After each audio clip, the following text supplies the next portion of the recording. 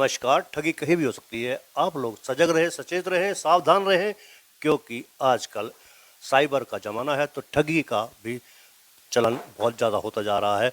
आए दिन फ़ोन पर कॉल्स होती हैं, फेक कॉल्स होती हैं, जिसकी वजह से आदमी सामने वाला जो है वो दिग्भ्रमित हो जाता है। आइए एक ऐसे सज्जन से बात कराना चाह रहे हैं जिन्होंने केवल एक कॉल पर, याद रखिए, केवल एक कॉल पर अपने लाखों रुपए गंवा दिए। आइए उनसे बात करते हैं। क्या नाम है आपका जी? सुभाष गहलोत। सुभाष जी, हमें पता चला था कि आप ठगी का शिकार हुए हैं। क्या माजरा था वो? सर मेरे पास 17 तारीख को करीब 11 बजे कॉल आई थी कि बोला पहले वो नॉन नंबर था, अननोन नंबर था। तो मैंने सोचा कि किसी मेरे दोस्त का नंबर है ये। उन्होंने राजी खुशी की बात हुई। उसके बाद क्या है, उन्होंने बताया कि बोला मेरा बेटा हॉस्पिटल में एडमिट है और प्लीज़ मुझे 25,000 रुपये की ज़रूरत है। और इसी ड्यूरेशन में उनका मैसेज आ गया कि मैंने आपके अकाउंट में 25,000 कर दिए हैं, आप प्लीज़ इसी नंबर पर 25,000 रुपये फ़ोन पे कर दो। और मैं फ़ोन पे करने के बाद मतलब मुझे ये अंदेशा नहीं था कि मेरे साथ कोई फ्रॉड हो रहा है तब। और मैं दिन में आराम कर लिया। 4 घंटे बाद करीब फिर मैंने उसको बोला कि मेरे पैसे अभी तक रिटर्न नहीं आए, खाली मैसेज आया है। तो उन्होंने बोला कि आपकी ये 25,000 वैलेट में चले गए हैं और ये प्रोसेस करो तो आपके पैसे रिटर्न हो जाएंगे। ऐसा ही कर करके मैंने टोटल 6 ट्रांजैक्शन मेरी होगी, जिसमें मेरा 2,42,950 रुपये मेरे अकाउंट से माइनस हो गया। लेकिन तब तक भी मुझे यही था कि मैं जो पैसा क्रेडिट कर रहा हूँ वह अपने दोस्त के खाते में कर रहा हूँ। करीब 1 घंटे बाद मैंने उसके बेटे का हाल जानने के लिए उसके एक्चुअल नंबर पर कॉल किया। तो मुझे पता चला कि जो मैंने जिस अकाउंट में मैंने पैसे ट्रांसफ़र किए हैं वो मेरे दोस्त का है ही नहीं। और तब मुझे ठगी का पता चला। तो वो कौन था जिसके साथ आपकी बात हुई है? उसको मैं नहीं जानता, लेकिन जिसके नाम से मेरा मतलब मेरे डिपार्टमेंट का बंदा था, हरीश चंद समझ के ही मैंने उस पैसे ट्रांसफ़र किए थे। अच्छा, आप सरकारी सेवा में हैं? जी, मैं ट्रांसपोर्ट डिपार्टमेंट में जॉब कर रहा हूँ। हरियाणा रोडवेज में? हरियाणा रोडवेज में क्लर्क। अच्छा, पलवल में? पलवल में सर। अच्छा, और उसके बाद फिर जब आपको ये ठगी का एहसास हो रहा था, सबसे पहले आपने कॉल जो की थी, आपने कहा 25,000 ट्रांसफर मेरे खाते में वापस नहीं आए। आपने तो जो पैसे दिए थे उसको वापस मंगवा रहे थे आप तो। हाँ, वापस मंगवाने के लिए कॉल किया था, लेकिन उसके ही जाल में मैं फंसता गया। और वापस आने के चक्कर में ही मेरा पूरी सारी ट्रांजैक्शन होती गई और लास्ट में एक साथ ही पूरा अमाउंट मेरा डेबिट हो गया।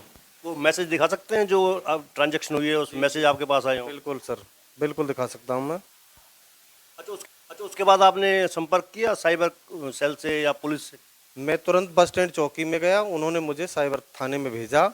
तुरंत ही 1930 पे मैंने कॉल की और जो उन्होंने मुझसे जो भी इंफॉर्मेशन मांगी अकाउंट के बारे में, जो पैसा मेरा डेबिट हो उसके बारे में, सारी इंफॉर्मेशन मैंने उसके बाद साइबर कैफ़े में जाके मैंने अपनी जो मेरे पास लिंक आया उस लिंक से मैंने अपनी एफआईआर लॉन्च कर दिया, सबमिट कर दिया।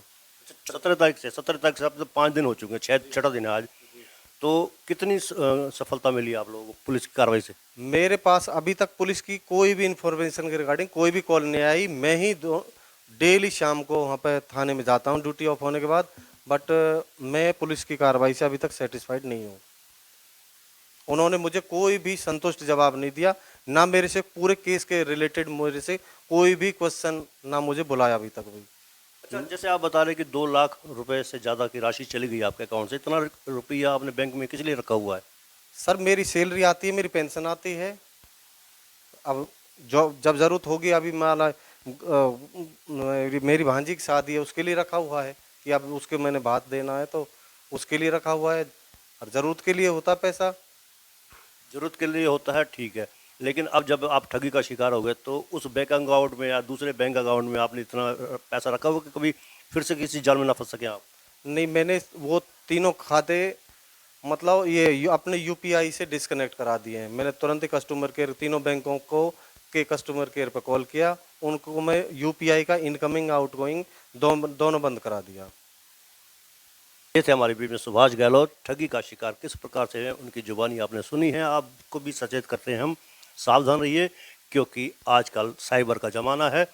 फ़ोन जो है एक सुविधा के साथ साथ खतरे की घंटी भी है, क्योंकि कई बार अनजाने में भी लोग इसका शिकार हो जाते हैं। मेरा आपसे अनुरोध है कि अगर आप भी कभी ऐसी कॉल आए, आपके पास फेक कॉल आए, तो उसे इग्नोर कर दें, किसी भी जाल में ना फंसे जैसे गहलोत जी फंसे हैं। मेरा आपसे अनुरोध है, नीचे जो आप देख रहे हैं यूट्यूब चैनल, इसको आप लाइक करें, सब्सक्राइब करें, कमेंट बॉक्स में जाकर एक प्रतिक्रिया दें, इस लिंक को ज़्यादा से ज़्यादा शेयर भी कर दीजिए। धन्यवाद। जय हिंद, जय भारत।